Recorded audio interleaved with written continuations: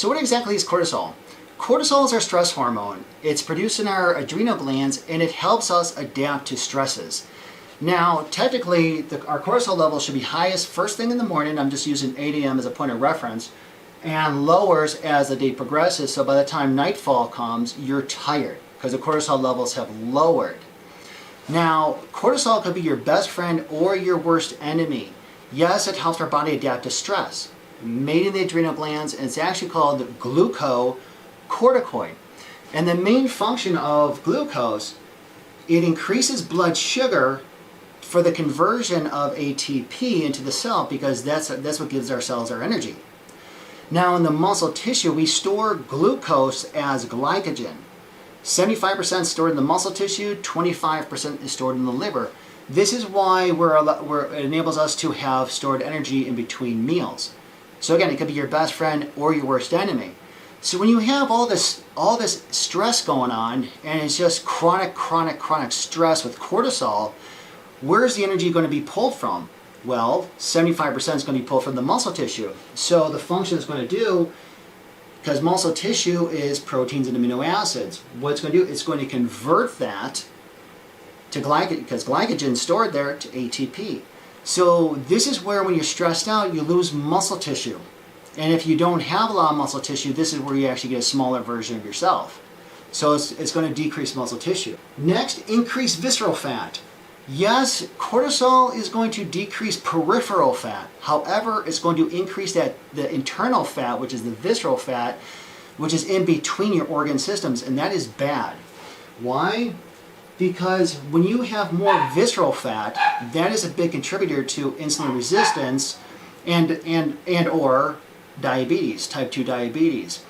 In addition, the visceral fat has pro-inflammatory molecules to it, so that'll actually contribute to more inflammation, which you don't want that. Also, increase cravings. Increase cravings. Do you ever notice when you're really stressed out, what happens? You increase cravings. Why?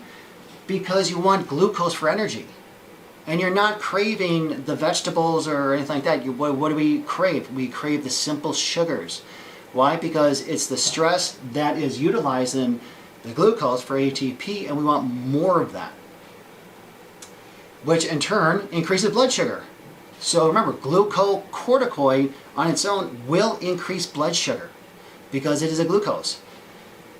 But however, though, because you have too much floating glucose in your system, this is where you may get to be insulin resistance or a diabetic, because you have too much floating blood sugar, which the pancreas needs insulin to escort the glucose into the cell.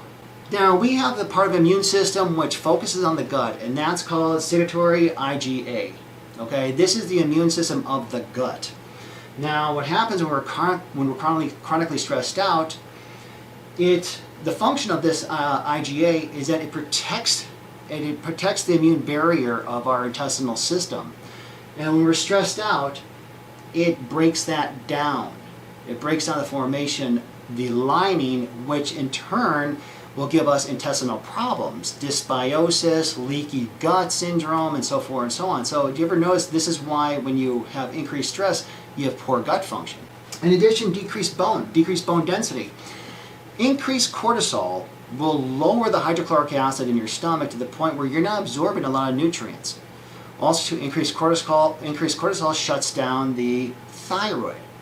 Chronic high cortisol depletes the bones of calcium, because you're not going to absorb the calcium as well as the other minerals needed for proper calcium absorption into the bone.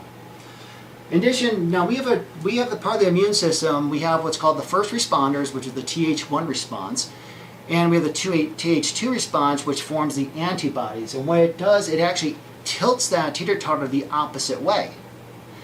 So what's going to happen, it actually suppresses that first line of defense. So this is why when you're chronically stressed out, high cortisol, you always get infections, you always feel sick, you always get that acute inflammatory reactions. The brain. So when it comes to cortisol in the brain, how it works, okay, I'm going to turn sideways. So cortisol affects the frontal lobe. It first goes into the frontal lobe, so it shuts down that frontal lobe, the executive function, cognition, the adult brain. And then as stress persists, then it starts to shut down the part of the midbrain here. This is everything we learned from the child brain from anywhere from like 9, 10 to about 15, 16, 17 years old. And then that's where adrenaline starts to adhere to. So when we have this chronic cortisol response, it shuts down the frontal lobe. This is where it affects cognition. This is our working brain. Increases depression when we're stressed out. Also, it decreases the hippocampus. The hippocampus is involved with memory, converting short-term to long-term. This is why, for example, test anxiety. When people have test anxiety, they forget. But when do they remember the answer? Oh, after when the class is done. Because it decreases the hippocampal function. Also, the pituitary gland. Now, how hormones work is that you have the hypothalamus sends a signal to the pituitary gland, which sends a signal to the adrenal glands, and this is called the HPA axis.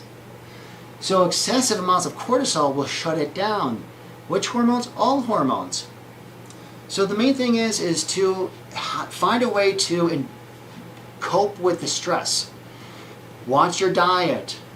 Increase the vegetables. Go for a walk. Exercise. Meditate. Do something to help lower those cortisol levels.